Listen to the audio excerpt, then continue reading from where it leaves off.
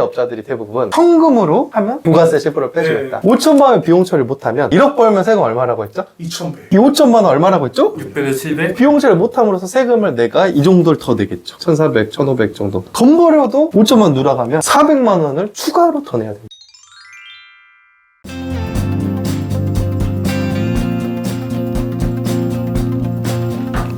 안녕하세요. 안녕하세요. 미용실 세금 이탈, 인테리어 비용 처리로 1,000만 원 이상 절세하는 방법을 아신다고 해서 네. 왔습니다. 사실 인테리어 하면 소액으로 이제 1,000만 원 정도 하시는 분들도 계시지만 3,000에서 5,000 정도 하시는 분들도 꽤 많이 계세요. 근데 인테리어 업자들이 대부분 미용실 원장님들한테 처음에 뭐라고 하냐면 현금으로 하면 10% 빼주겠다. 부가세 10% 빼주겠다. 유혹을 하는 분들이 되게 많으세요. 결론을 말하면 그것 때문에 진짜 수천만 원 절세할 수 있다고 말을 한 겁니다. 쉽게 말하면 너가 부가세 빼고 현금 거래하면 5천만 원 해줄게 라고 하면 5,500을 안 내도 되잖아요. 사람들은 500만 원 벌었다 개이득 하고 요 거래를 해요.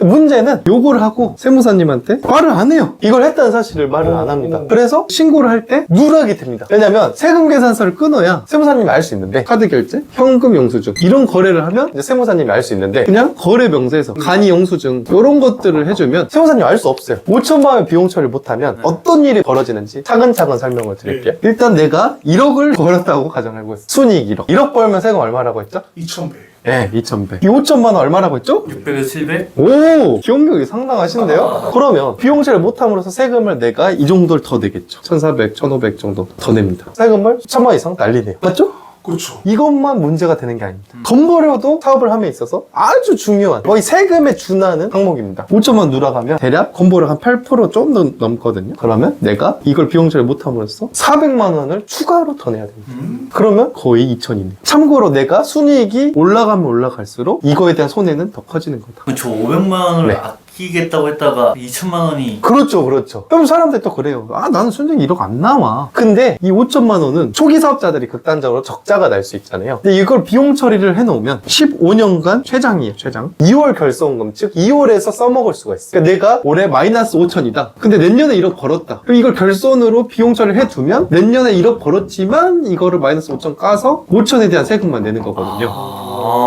근데 이게 기장 처리가 안 되어 있다. 난 마이너스 5천 손해 봤으니까 세금이 안 나오겠지만 1억에 대해 내년에 세금을 낸다. 그럼 미용실 대표님은 앞으로 무조건 처리를 해야겠네요. 당연히 해야죠, 당연히. 안 하면 진짜 바본 거네요. 제가 제 입으로 말하기 그렇지만 제가 손해를 보죠, 네. 손해를 보죠. 그래서 비용 처리를 무조건 해야 되고 2월 결손금 처리를 해야 되고 기장을 해야 된다. 그래서 인테리어 요것만 비용 처리를 하더라도 이런 손해를 보지 않는다. 정말 말 그대로 또 수천만 원. 네, 1,000만 원 이상이죠? 근데 생각보다 저렇게 비용 처리를 안 하시는 분이 많아요. 많죠. 이 500만 원 때문에 요 거래를 가는 사람이 꽤 많아요. 대부분 그렇게 가요. 근데 중요한 거는 뭐냐면 이걸로 가도 비용처리 할 수 있다는 거예요. 세무사님한테 말만 하면 비용처리 할 수 있어요. 그치만 적격 증빙 불비 가산세라는 그런 가산세가 나오긴 하지만 그래도 비용처리 안 하는 것보다는 해야 훨씬 이득이죠. 일반적으로 저한테 기장하기 전에 이거를 다 하고 이미 일을 좀 하다가 오세요. 그러면 이제 저는 이거에 대해서 비용처리 해드리겠다. 왜냐면 실제로 쓴 건 맞으니까. 부가가치세는 어차피 낸 것도 없거니와 설사 냈더라도 부가세 공제를 못 받아요. 부가세는 어렵겠지만 이런 것들이 무조건 되어 있어야만 공제를 받을 수 있어요. 반면에 소득세는 내가 사업에 필요한 지출이었다, 사업상 지출이었다 라는 것만 입증이 된다고 하면 이런 적격 증빙이 없더라도 비용 처리는 돼요. 그럼 둘 다 되긴 되는 건데 되는데 하고 싶은 말은 뭐냐면 이런 것들 세무사님한테 이렇게 했으면 말을 하라는 거죠.